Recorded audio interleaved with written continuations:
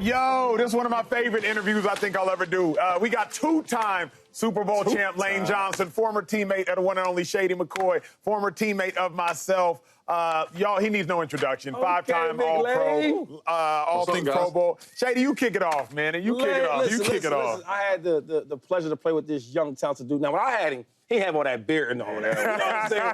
But Lane Johnson, one of my favorite teammates, probably one of the best offensive I've ever played with. Lane Johnson has arrived on the facility. What's up, man? Man, thanks for bringing me in, man. Yeah, no, getting ready for camp, and yeah, just a few weeks away, so it's coming on as fast. Hey, Lane, let me start it with this. Y'all won a Super Bowl this year. Y'all went to the Super Bowl and lost in 22. You won a Super Bowl in 2017. What's the difference between this Super Bowl championship team versus the Super Bowl championship team in 2017 when you won it the first time? I mean, I think a lot of it goes down to, like, turnover. You're going to lose a lot of guys to free agency and is trying to fill that void. But I just noticed going into that next season that you're going to get everybody's best shot. So we're getting prepared for that. I think we got, like, 11 playoff teams on the schedule. So, you know, we got to get our mind right. Or I mean, that's really what it goes down to, getting focused up, because you're going to get everybody's best shot. The secret, I would suggest, to the Philadelphia Eagles is Stoutland. Jeff Stoutland, O-line coach. I believe you're a Hall of Famer. Jason Kelce, a Hall of Famer. Jason Peters, a Hall of Famer. I'm sure I'm forgetting some, but I played with all y'all. How good is and what makes Coach Stout the secret ingredient to the Philadelphia Eagles' success? What makes him so good?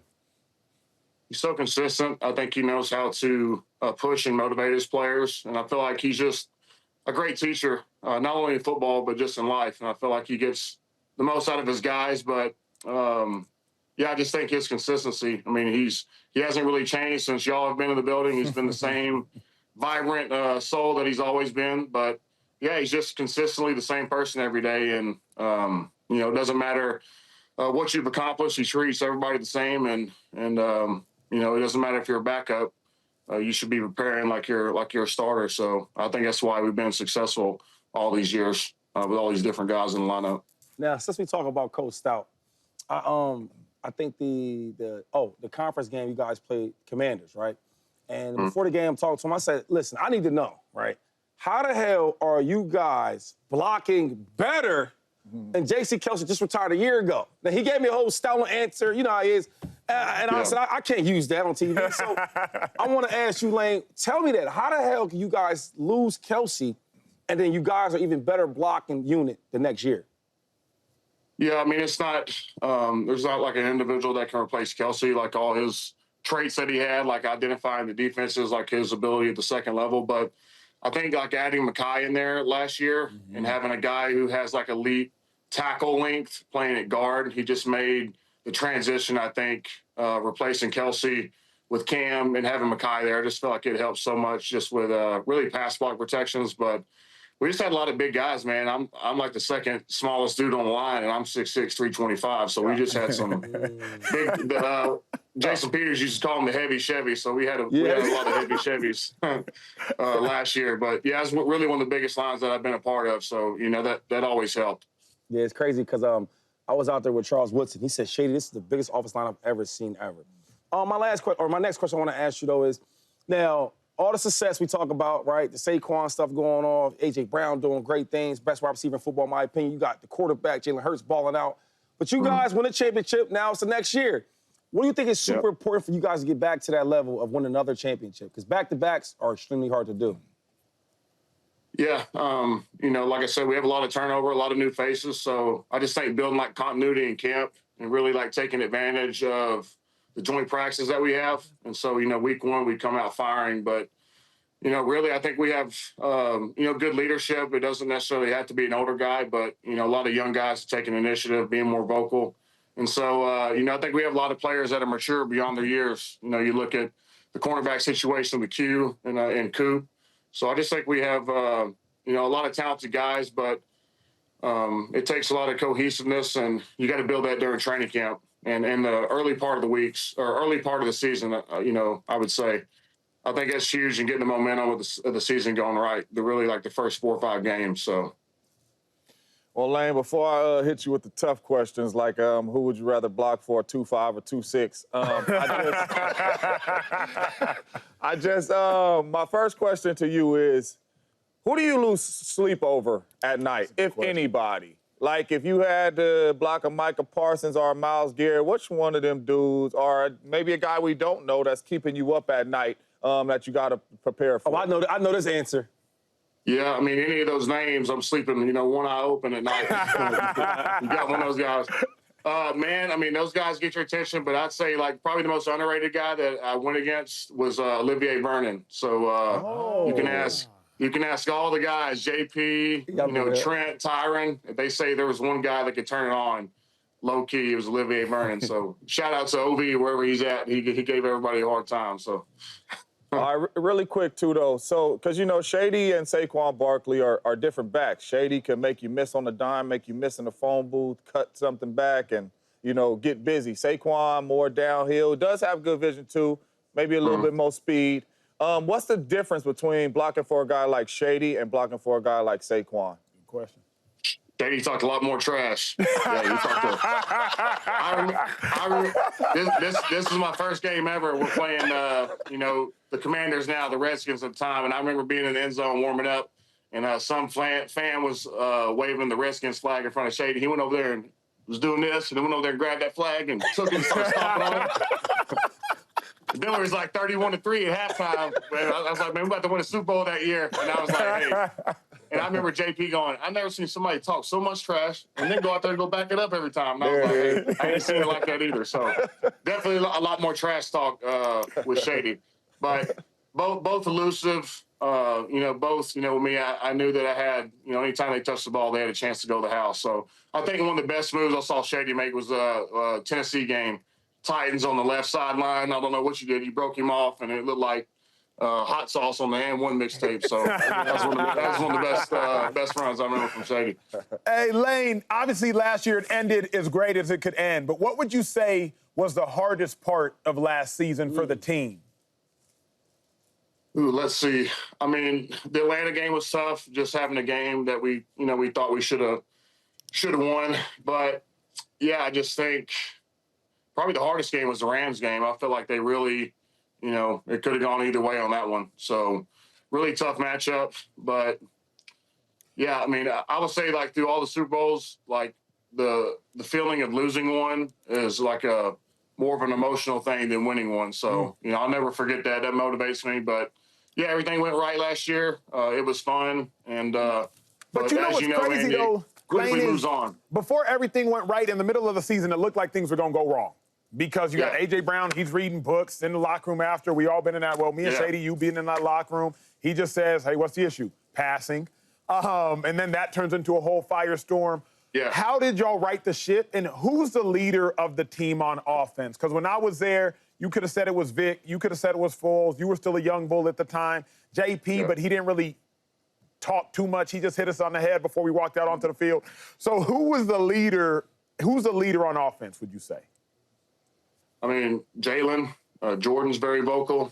I get vocal sometimes, but, I mean, a lot of that stuff, like you see on camera, we'll go and address it in the team meeting like the next week, or we'll do, a lot of the older guys will go meet with coach and we'll talk about it in the room. So all that stuff that's seen in the media that can cause an issue or has caused distractions, we've all talked about it and I love that. And try to overcome it as man. But I think it's, when you have so many dynamic playmakers and they feel like, yeah, if we did throw the ball 50 times a game, AJ would probably, have the most receiving yards every year.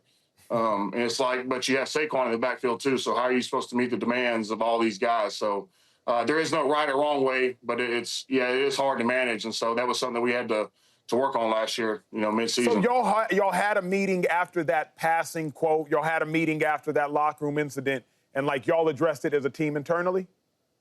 Yeah, I mean, so we'll have like the leadership group, so a few of the select guys. So I don't know if it was necessary after that game, but any like moments that cause distraction amongst the team, yeah, we talk about it usually within the next week. Yeah. Well, that's good, though. I mean, obviously it worked out. You guys won a championship, and I do think that Yeah, but, I mean, I think the best thing about Nick is that he's a very good communicator, and so nothing is left, for the team to discuss. It's all, we all talk about it amongst each other, so which is good or bad. Yep. I got two quick questions for you. One is, just speak about Nick for a second, and then my next question is, I want you to think about this. It's more personal. It's, answer the one with Nick first. Yeah, I mean, Nick's I think he's evolved, as he's become a head coach. There's things, he had some vocal stuff on the sidelines, but, he's addressed stuff with the team when he's wrong. And I think that makes him human, makes him vulnerable. And I think it makes guys, communicate more effectively with him. So, with everything, I think he's always seeking like good guidance. So usually when we have guys come and speak to the team, it's really worthwhile and you learn a lot of good lessons. But man, he's very passionate, and he, Yes, he is. he's a competitor, and so I think we all realize that with him, and that's what gets us motivated. Yeah, I love Nick. I mean, from me, just knowing him personally, and all the players talk extremely highly about him. But this one here is personal for you, from me. I want to know this, man. How do you stay elite? Because I remember at the height of my career, one thing I do regret is I took it for granted. Like, first teams and all that, all pros, and it becomes easy, right? And then you can lose it so fast. So how do you stay motivated to be one of the top tackles in the game over and over and over again? Man, I'm a creature of habit. Like, if I'm not working out or training, like something I've been doing since I've been 17 or 18, I feel like, I'm getting out of line or I'm not, I'm going to fall off. So I just think, man, it's that fear of somehow like I'm not reaching my potential has always motivated me. But yeah, man, I stay pretty secluded in the off season, man. I'm low key. I have a gym that's close to the house, so I'm usually up there training, working with high school kids, college kids. But everything I do, I try to evaluate. Was I better than I was in previous seasons? How's my mobility? How's my strength? Stuff I need to work on. So, I'm just constantly evaluating myself, and I think, as an older player, a lot of guys, maintain their strength, but you can lose mobility. So, like, a lot of me is working on mobility, staying limber, staying where, I can be explosive. And it's, how it is, man. You get in your 30s, ankles and knees start creaking and cracking. So, man, it's, I have some bad days too. Lane, my last one here for you, and I'm really not too proud to ask this question right now because my team, the Packers, started the vote. So really two questions. What you think about them trying to get the tush push up out of there? And what in the world do y'all do, and why are y'all so dominant at this tush push? And we were two votes away from it being out. But, yeah, I mean, it's a play that, I think it's really hard on the center and both guards. Like, the tackle does, Jordan's better at it than I am still on the backside. But, yeah, I mean, it's just the quarterback sneak. I never thought this play would come to such a big, like, debate stage that it has. But, yeah, I mean, it was one of these things that just slowly snowballed into something the past, like, 3 or 4 or 5 years. And, Kelsey was really good at it. I think just how we attacked it. And just, I think, again, it goes down to the size of the guys we have inside. Like, Landon was 350, 360. Mackay's around there. Jordan's 360 to 380. Depends on where he's at. But we just have some big dudes, man. That's really what it goes down to. Hey, Lane, real quick, Lane. If I was on that team, because they don't believe me. You know what I'm saying? They don't believe me, but they don't believe you.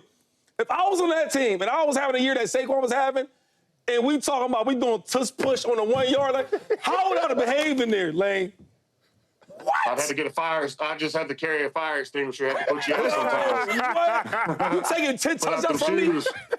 And I get the all-time leading rusher record, and you say I can't do it? Man, okay. Lane, let me ask you this one, bro. 12-year career, 3 Super Bowl attendances, 2 Super Bowl championships. We remember when you got drafted, literally. What's your greatest memory thus far with the Philadelphia Eagles in all 12 years? Good question. I mean, there's not like the first time winning. And I think just because, like, all the injuries we had and, Nick coming into that moment, and it was just, something that we weren't expected to do. But, that season, and then just really, I remember being a rookie and I'm in the huddle and I got Michael Vick in there, I got Deshaun Jackson, I got LeSean McCoy. I felt like I was in Madden, Madden 13, Madden 14. It was, something that you grew up watching these guys on TV, and the next thing you know, you're in the huddle, you're in the locker room with these guys. So probably my biggest regret is not getting autographs, jerseys. Like, I don't have a shady. I don't have anybody. I'm gonna send you anybody's jersey. Hey, Acho, I ain't got nobody's jersey. So hey, that's my biggest regret, man. Over these years, I ain't done a whole lot of collecting. So hey, last question before I ask about everything you got going at Cosm and with the O-Line Mastermind Summit. Jalen Hurts, people are highly critical of him. At this desk, we've been critical of him because he's not a traditional quarterback. He doesn't drop back and pass for 30 touchdowns, 35 touchdowns a season. I think the most he's had is 23, 24, but he's been to two Super Bowls, including winning one in like the first 5 years of his career. What does Jalen Hurts do best? I think his personality and how he handles just the brashness of, how Philadelphia can be. I think he's the perfect even keel temperament that we all need, in the locker room, coaches. I think he does a good job of, handling every situation. I feel like he's always been the same guy from when he was a rookie to, where he is now. So, I think I had the most respect for him because I see how he works every day. People see sound bites and clips from interviews, but they don't see what that guy's doing before practice, the work he puts in after practice, the day-to-day stuff. And I know y'all can relate. Y'all know different teammates y'all played with that put in time. He's one of those guys. So I respect him. And, hey, man, I laugh at him sometimes. I love how he handles the media and how, some of the sound bites. He's very entertaining, and he's very funny when he wants to be. So, there's a lot of depth to Jalen that some people don't see. Hey, lastly, we all love Cosm here. Shady and I were at Cosm in L.A. about 2 weeks ago for a Matrix premiere. Shout out to all the people at Cosm. You have your 8th annual Offensive Line Mastermind Summit, July, I think, 10th to 11th. Talk to the people about what you got going on with the offensive line at Cosm in Dallas. Yeah, so basically we're getting all the top pro guys. Deion Dawkins, Tristan Wirfs will be there. Hall of Fame guys will be there. Baselli, Will Shields, but basically, we're getting college guys. A lot of the top guys in the draft will be there, and we're just talking ball. How to approach the NFL lifestyle, the training, the off the field stuff, and so you just get years of wisdom. With some of the guys that you get in the room, and so it started off with like 27 people. I think there was close to 300 last year, and so shout out to Duke Manyweather, my partner, for getting this thing rolling. Portillo's are going to be feeding us there at Cosm this year. So, basically I didn't have this outlet whenever I was coming into the league. I was new to the position. I really didn't have any understanding of who played, who was who, how they did things. And so, I think this is just giving a lot of people a lot of valuable time from people that have played, a long time in the league. Lane, how many more years you want to play? 12 at a high level, 5 All-Pros, 6 Pro Bowls. How many more you got? I'll sign for 2, so let's see. 2 will put me at 15 or 14, so, that'd be good, but it's one of those things like, I physically feel good, but there's also more to life in football. There's family, there's friends, there's life to live that y'all have gotten a chance to do, so, I may see what that's about, but right now, man, I'm feeling good for 2, so until then. Real quick, Lane, you always be my guy. Play. Now, I'm not saying play till you can play no more, but the play till you ready to go. Because once you're done and you hang them up, you can't go out there and get them back and put them back on. It don't work like that. Yep. No, I understand that, man. I had a lot of good conversations with some of my ex-teammates, and, man, they all say the same thing. So, hey, I'm thinking about it. Hey, real quick, I don't know if Howie told you, but, JP, they about to sign him back. Did he tell you? Hey, come coach me. Hey, that's one of the best that's ever done it and probably will ever do it. That's Lane Johnson, 5-time All-Pro, 2-time Super Bowl champ, 6-time Pro Bowler. The list goes on and on. Future first ballot Hall of Famer. I'm speaking it into existence as we speak. Lane, you the man, bro. Best of luck, bro. All right, brother. What up, YouTube family? Welcome to the facility. Thanks for watching, and you better be sure to hit that subscribe button if you want to get more highlights from the show and all of our exclusive content.